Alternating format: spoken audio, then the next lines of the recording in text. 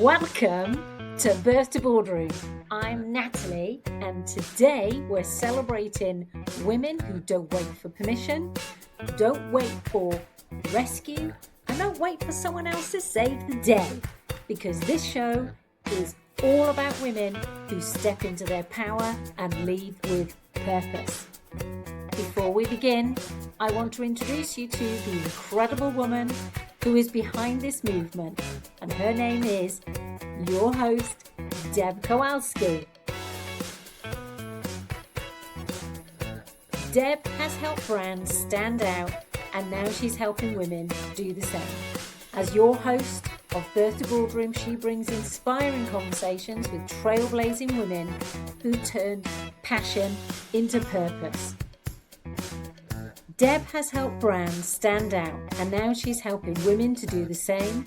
As your host of Birth to Boardroom, she brings inspiring conversations with trailblazing women who've turned passion into purpose and are changing the game from starter to success.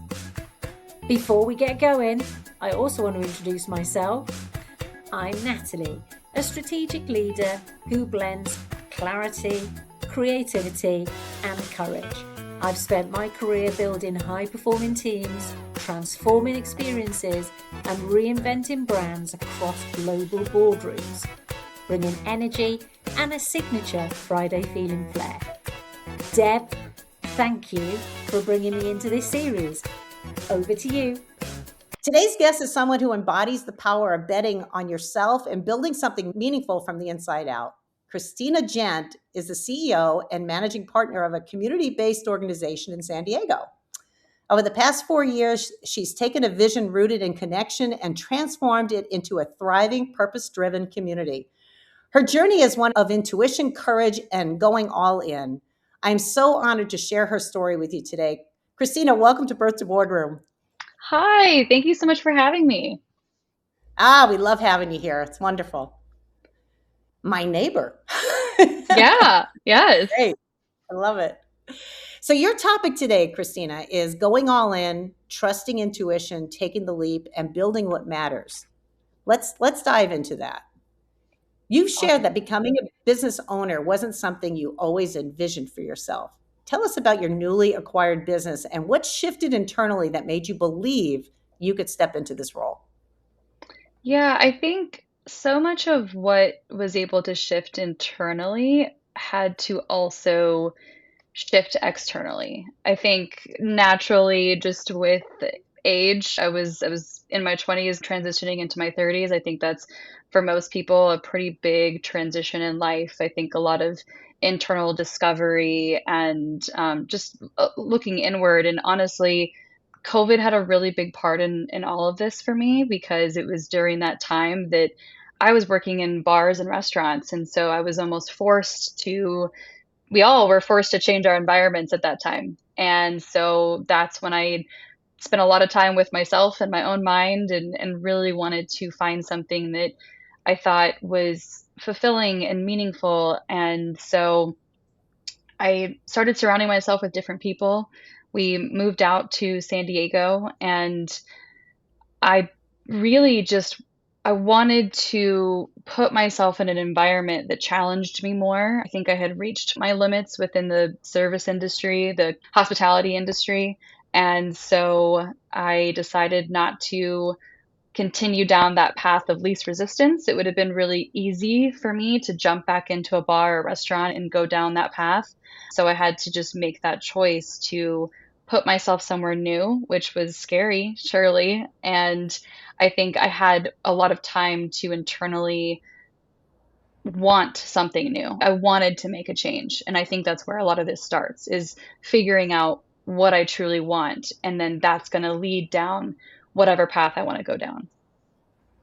Trusting your intuition, right? Exactly. Really? Exactly. Yeah. So briefly tell us, I want to hear about your business. What specifically did you get yourself involved in? Yeah, it was honestly a wonderful accident, or maybe just the energy shift in myself, which was what attracted this to me at that time. I downloaded LinkedIn for the first time. I started connecting with people, and I happened to meet the owners of 6 Degrees Networking at the time. That was the name of the company. And it was really fascinating to me. I knew nothing about any of these businesses that were part of this community. I didn't really know anything about entrepreneurship.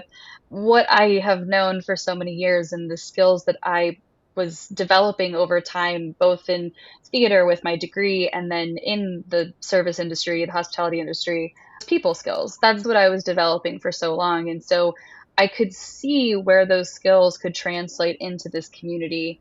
I ended up working for them for about 6 months. And then after that time period, they offered me 6 degrees, which I wasn't expecting. Looking back, I could see that they were really wanting to find somebody to give it kind of just a fresh take. And especially coming out of the pandemic and getting back to being in person and just handing this off to somebody else who could do something different with it. So that's really how it all came about, which was really wild. And when Eric and I, my husband and I, evaluated the company, there was a solid foundation, and we very much bought the potential of what it could be.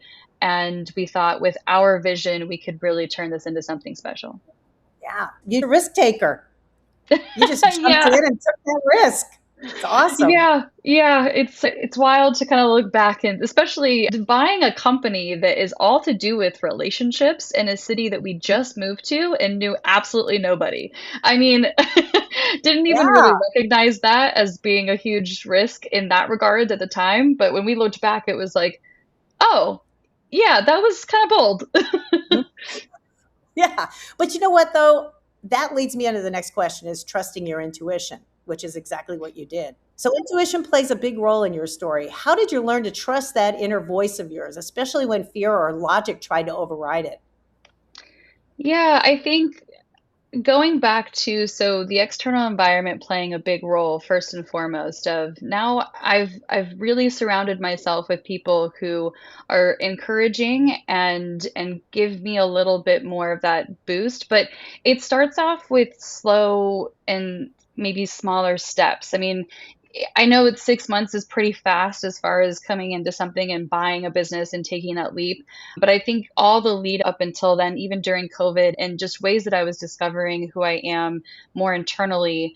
And so I was taking a little bit of a risk here and there. And that really just gave me the data that shows that, okay, maybe every 6, 7, 8 times out of 10, that step is in a positive direction or the direction that I think I should be going down.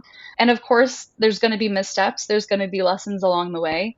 And I think it's just being able to look at that data and say, okay, I have gone down the right path for the majority of the time that I've taken a risk. So that just goes to show that I can continue making those steps and those risks. And 7 times out of 10 is a pretty great ratio of moving in the right direction. And then just looking at the other times where maybe that misstep happens and that's a learning opportunity. That's just another way for us Right. to grow. That's right. It's not a fail. It's all a learning opportunity. 100% agree with you on that. You have Yeah. to. I mean, people that don't jump in and take those risks lose out on those opportunities. And then they look back and they have regrets because of it. You've Yeah. got And to jump in. it's hard. I mean, well, it's challenging, right? Because our bodies naturally are going to try and keep us safe. Both our brains and our bodies, they naturally are going to protect us. So when there's change, our alarms start going off. And so it's really just a matter of pushing through that challenge and then looking, like I said, if I look back at the data of every time that I've made that risky move and it's been a pretty positive outcome overall, then I can use that to be reassurance and say, I think I can take this next step. And even if it doesn't go the way that I planned, there's going to be something positive or something to learn on the other end of it. Right. I Right. love that. Taking the data, looking at what happened before and knowing that everything's going to be okay. So for you and your husband, Eric, you made that decision to go all in without a backup plan. I mean, some people might think that that's crazy, but you know, it's worked, which is just awesome. So how did removing the quit button change the way that you showed up as a leader? Mm, good question. Yeah, that's a really good question. And I think so much of what we've been able to do by giving this our undivided attention, we're really able to listen to the community and understand what are their needs. We can try things, we can test things out, we can honestly like fail and make a misstep and the community's there to give us that same data, right? That can inform us of what's working, what's not working, what do they want more of, and really being able to pay attention to the feedback. And of course, there's going to be a ton of feedback, and it's not taking every single piece of it and making an implementation because of it. That's where we have to do a lot of evaluation and really figure out what's going to be the best next move, at least what we think is going to be the best next move. So I think there's a level of awareness that we try and have and maintain with the entire community. And if we're not all in and we're not giving this our undivided attention, I just don't know that we can show up in that way for the community. Yeah. So it sounds like listening is a really big thing as well. So you're there with the community, and as you said, you're not necessarily implementing everything, but you are 100% listening, which I think is so important as a leader. Absolutely. 100%. Yeah. Yeah.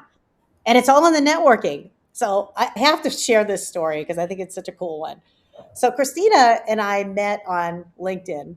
She Hmm. reached out to me in an instant message on LinkedIn, said something to the effect of, I'm a badass. Like, you are a badass. I want to meet you because you're a badass, just like, and I thought to myself, she's got to be a badass too. Long story short, absolutely is a badass because we showed up at coffee locally out here at a little coffee shop, her and I.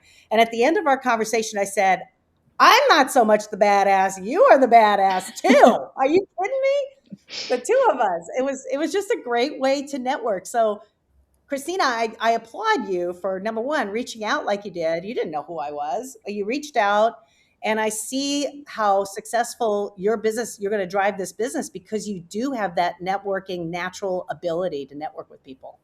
See Thank that. you. I appreciate that. And yeah, I think there's a lot of noise out there when it comes to LinkedIn and ways to connect with people. And so I think the more authentic and genuine we can be, I think the coolest part of what I get to do is that I get to meet a bunch of badasses in San Diego on a regular basis. And it's so fun. And it leads to really cool things like this podcast, right? And so Right. it's just been such a fulfilling adventure to be on and to really just learn about all the ways that the people that I'm meeting are helping others in the San Diego community and even outside of the San Diego community. And the impact that we have because of it, right? There's a ripple effect of how we can continue to support one another. And I think as entrepreneurs, we often feel like we're on this island by ourselves and we're dealing with so many challenges. And truth be told, every other entrepreneur is going through so many of the same challenges. And so just being able to connect with each other in this community and just continue to expand the community is huge. And being able to just bring positivity to not only us but to the world in a time that we need it so much. So this to me is like one of the ways that we can help and make the world a better place. Mhm. Right. Definitely. We're going to go and have our little break. Okay, everyone, let's take a moment together. We're at the halfway point, so whatever you are right now, pause. Take a breath in. And remember, you have the power to create change, to influence the world around you, and to lead with humility, empathy, and intention. This is your reminder to straighten that crown, girlfriend, because you've absolutely got this. Feeling a little more grounded, a little more lifted? Good, because we've only just got started. Back to you, Dan. Well, thank you, Natalie. That was a beautiful pause and so refreshing, truly grounding and very uplifting. Thank you for that. Let's jump back in. Building community over status. Christina, you've said that success isn't about status, but about shared experience. When did that realization really click for you? This might not have been the moment that it clicked, but this is one of the memories that I have where I truly felt that the success was very much about the experience that was happening. So I mentioned I have a theater degree. I've been in several different shows and plays, and there was one in particular.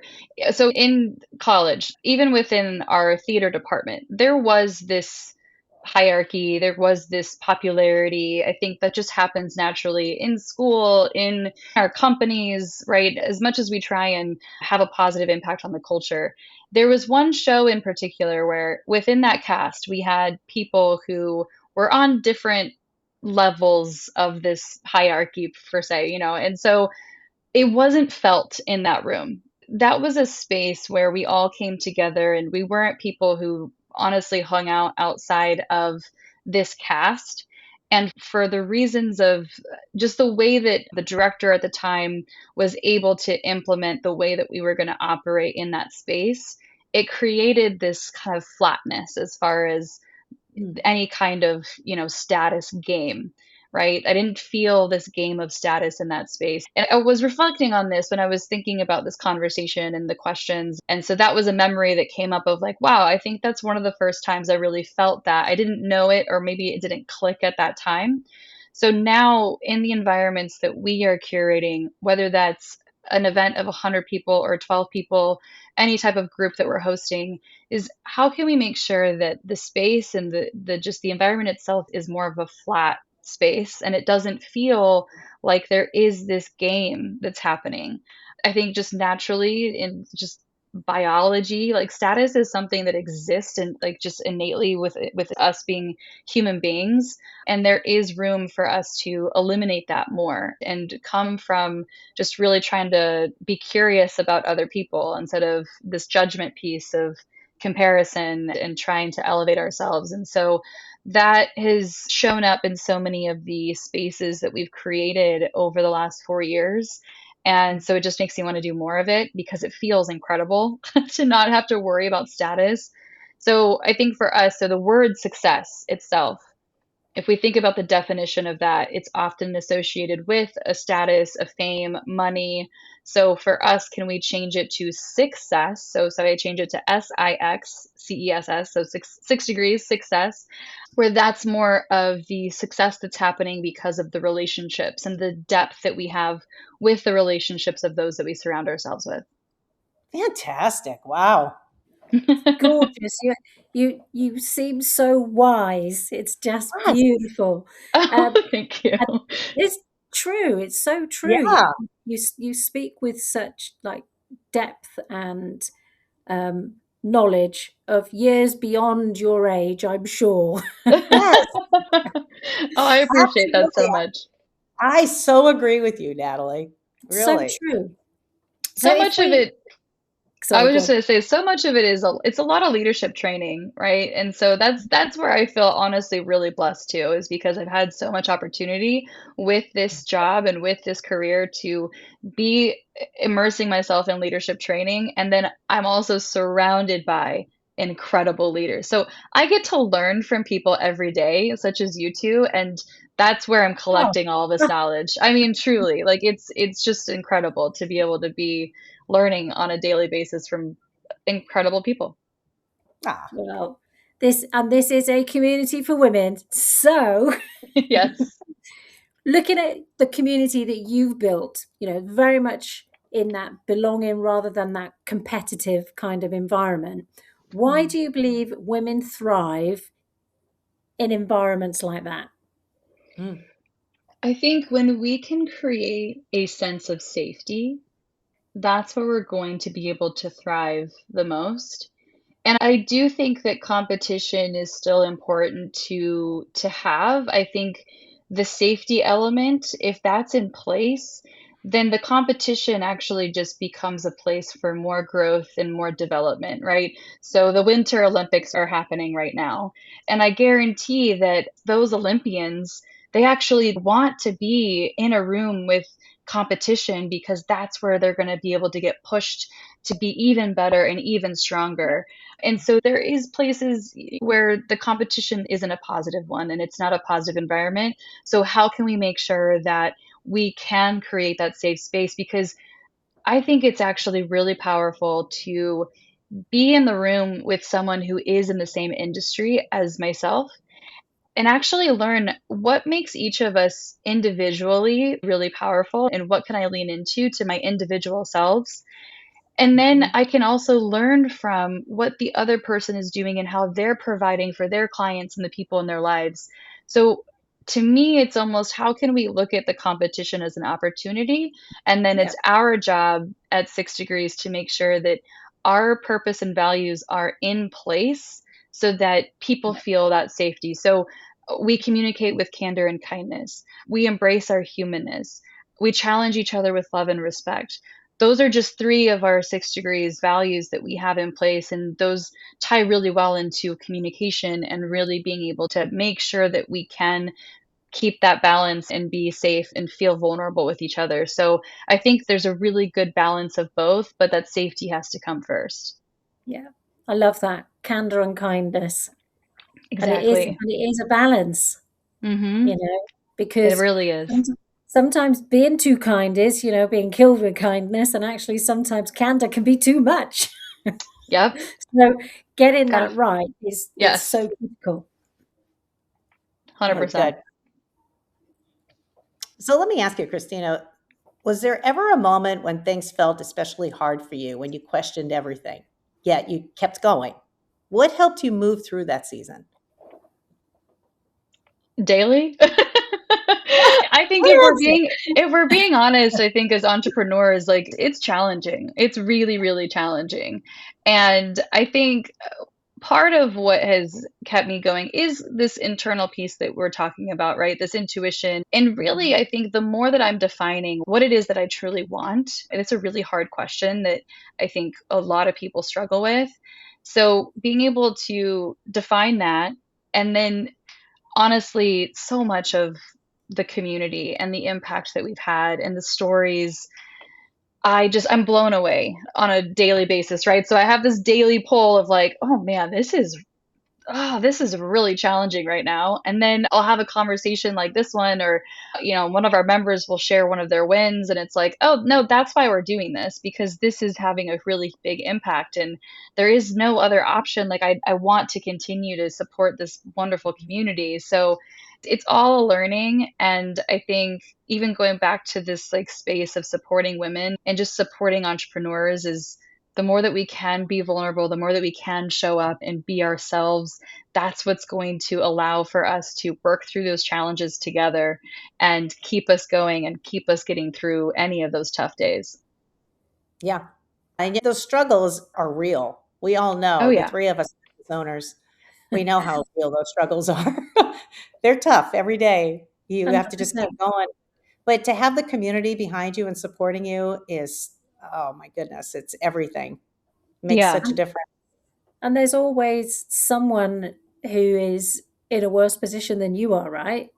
Mhm. And Yeah. I mean, through the podcast, the amazing people that we've met, hearing their stories, it's so humbling. Hearing your story is so humbling. And we step away, Deb and I, we step away from these recordings, and it's like, wow, I've just been hit with a love bomb. Yeah. So It true. really is. It really is gorgeous.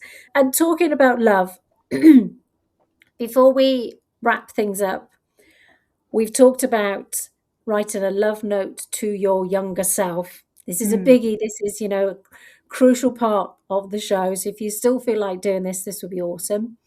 So think about the woman who hadn't yet stopped and stepped into ownership or leadership. What would you say to her today? I really appreciate this as a question to put in here. I would say to trust yourself and to say yes to the adventure, even when you don't have all the answers. Grant curiosity over judgment and never forget that you're worthy of the life that you're dreaming of. Love yourself fully and don't wait to become someone else to feel enough because you already are enough. Mm. Wow, it's Wow. powerful. Every time it gets us, Deb. I know. These love notes. That was And beautiful, Kristina. Thank really, you. really just gorgeous. I I'm almost just curious. have to take a moment, right, to just let that wash over Let that me. one sink in. So beautiful. Wow, it's absolutely Really beautiful, gorgeous. Kristina. Thank you. So, and this is not even in the script, it's not written in, but I have to ask. Thinking back in your younger career days and where you are now, would you change anything? I don't think I'd be able to change anything because if I changed something, would I be here? I think there is something that internally, these paths that we're on, the energies that we hold, I think they do naturally pull us down a path that might be similar. I was reminiscing. My mom and I moved around quite a bit as a kid, and for a moment she's from Mexico, so we did try to live in Mexico for a little while. And I was in the first grade. I was miserable. I was coming home crying every day. She didn't want to keep me there. Although I was a kid, I probably would have adapted within the next few months. I mean, that's how kids are. And so I think about, wow, how different my life would have been if we had stayed in Mexico and I grew up in Mexico. And when I was having this conversation recently with a few of my peers, we still came to the conclusion that I wouldn't be right here where I am today.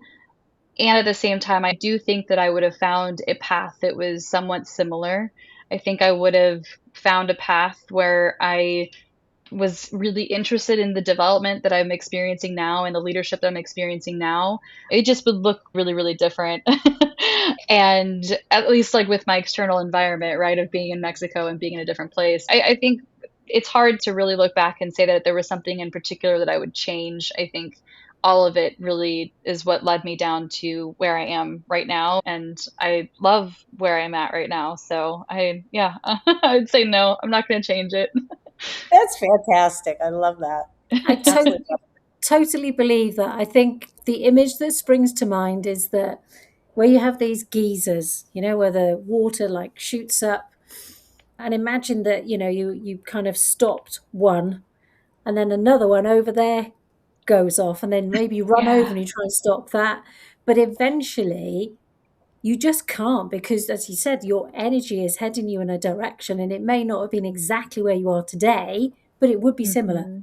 Yeah. So believe that. I think that's so, so true. And you have to follow it. You can't fight it. You hmm have got to follow the direction that it's taking you. So Absolutely. many of us struggle with that, don't we, as women? We're like, "Oh, I don't know that I want to go down that path. That's a scary direction. I mean, would I be able to be successful down that path? I don't know." Instead of just opening yourself up to the opportunity and learning from it. If it was a good decision, good choice made, great. I'm going to continue going down that path because it's pushing me that way. Or do I Yeah. want to just put the brakes on, and so you don't have regrets, right? No Yeah. We want regrets. It's No no just regrets. regrets. learning. That's right. That's right. hmm Exactly. Wow. Exactly. So, if you could leave our listeners with one message as they reclaim their confidence and identity, what would it be? I That's a think fairly something loaded question as well. it Sorry. is. It is. And I think which is something that I had mentioned on this call. So it's what's top of mind is what is really challenging. But I think part of where confidence and identity is where it's going to come from is identifying what it is that I want. And it is really tough. I've been talking to a lot of people lately who are out of work and they're asking where I know someone or where I know of a available position.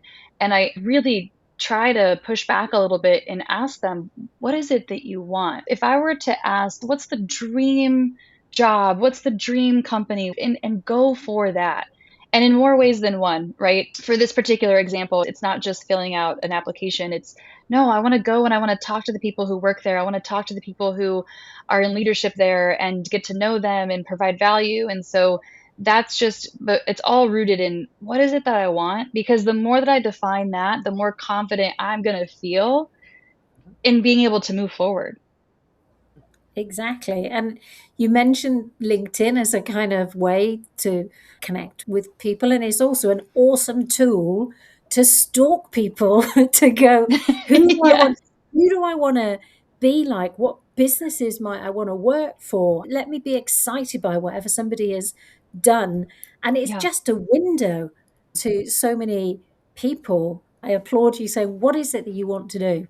Hmm. 100%.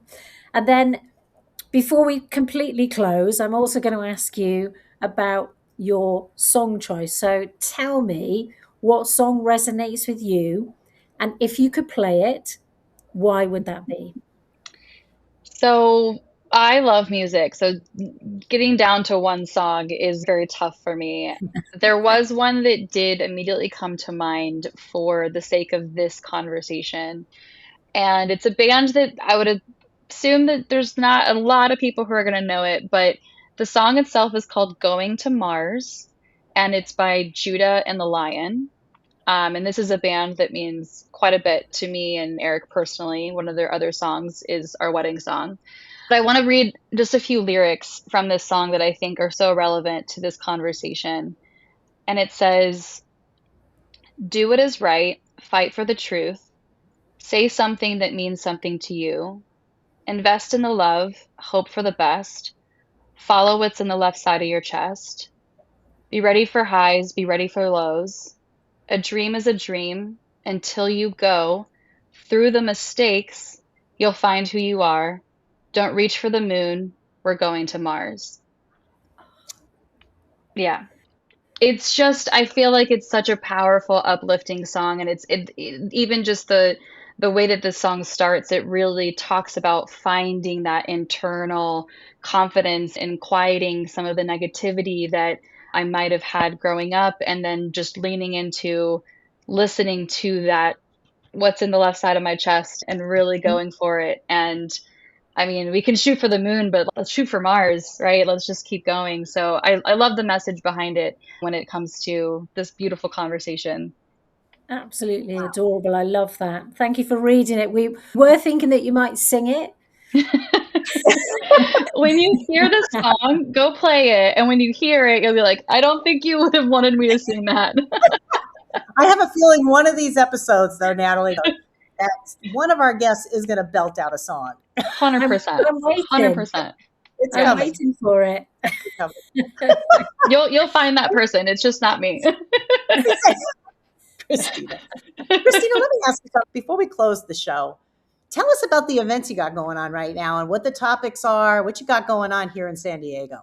Yeah, so I think one of the really cool things about this year, and again, because of just the way that we operate and being able to try new things and being all in, we've brought back events that are open to the public. And we really wanted to do the events that we thought are going to create a ton of value for those who want to be better, stronger leaders, those who want to work on those tools and sharpen their skills. So, on a monthly basis, we have a leadership event. There's our Success Labs. Those are going to be a 2 hour event. We're going to lean into some of the coaches that we have that we've built really strong relationships with here in San Diego. We have them consistently and we have them all on our website. The next one is how to quiet the inner critic, which is going to be really great. I think, again, I mean, even this confidence conversation, right? And being able to lead with that confidence and really understand what it is that I want. It's part of that is going to be quieting that inner critic. So, all the topics that we're choosing are how do we deepen relationships? How do we focus on skills that help us show up as better leaders within the San Diego community and within the overall community? And I think that's going to be a really big shift in just what we can provide from 6 degrees and be able to do more of that. So that's some of the stuff that we've got in the next couple months that I'm super excited about. Wow, that's Fabulous. super cool. Fantastic. Brilliant. Let me Yeah. ask you, is it all like on site, people coming on sites, locals to San Diego, or is there a stream going on to where they can go onto your website to view your events? Yeah, so all the events, they're available on our website. They are in-person events. We're still trying to figure out what we want to do and introduce as far as something virtual, because we understand that there is an audience outside of the San Diego community. We want to grow this community to several other cities eventually. So I think having something online to be able to start building that would be really valuable. We want to see what that looks like. And we've got a couple of ideas, but for now, everything is in San Diego and the events that we're hosting are in person. Okay, so we've got our locals that are listening. Anybody from San Diego, Los Angeles, Orange County, all the way up north, even to San Francisco, if they want to come down the Absolutely. coast. How can they register on your website? And what's your website? Yeah, so our website is sixdegreesconnections.com, and it's really easy. There's an events tab on that, and when it's 6 degrees, it's spelled out SIX and then degreesconnections.com. And then on our events tab, there's going to be events on there, and it's listed which ones are public, which ones are exclusive to our members, but the ones that are educational are the ones that we really want to lean into having that be public access. Fantastic, Kristina. So our locals, come on down. Absolutely. Come south. And anyone who wants to jump on a plane, you know, there you go. nothing, All are nothing's welcome. stopping me at some point. Find yourself in San Diego that week.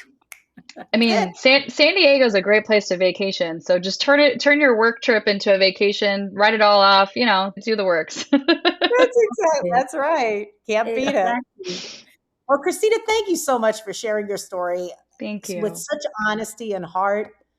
Your journey is a powerful reminder that when we trust ourselves and take the leap, we create space not just for success, but for meaning. And Natalie, again, thank you so much for grounding us and guiding us through this conversation so beautifully.